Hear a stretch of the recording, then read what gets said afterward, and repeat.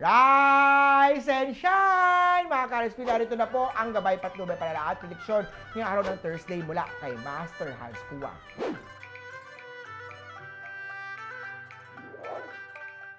Sa mga pinanganak ng Year of the Rat, your boss appreciate ang pagiging honest mo. Kaya may chance ito na magkaroon ng magandang reward. Green at 8.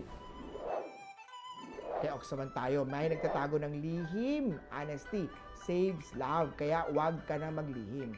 Green at 4. Kay Tiger naman tayo, may pending refund o extra commission today. Huwag ka agad itong gastusin. Itabi ang mga emergency fund mo. Red at 5. Kay Rabbit naman tayo, calm and loyal vibes at emotional security kay partner. Kung single naman, may bagong connection sa isang group chat. Blue at 3. Kay Drago naman tayo, there's a possibility of financial offer pero make sure to check and recheck the contract carefully. Silver at 9. Kay Snake naman tayo, avoid oily foods para hindi mag-break out ang skin. Keep your glow naturally. Purple at 6. Sa mga horse naman tayo, maaaring masubukan ang patience mo. Instead of getting angry, huminga ng malalim, bumilang ng 1 to 10, be humble. White at 2. Kay Goat naman tayo, have essential oil sa iyong bahay or work.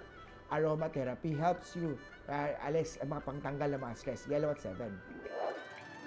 Kay Monkey naman tayo, iwas tayo sa stress eating.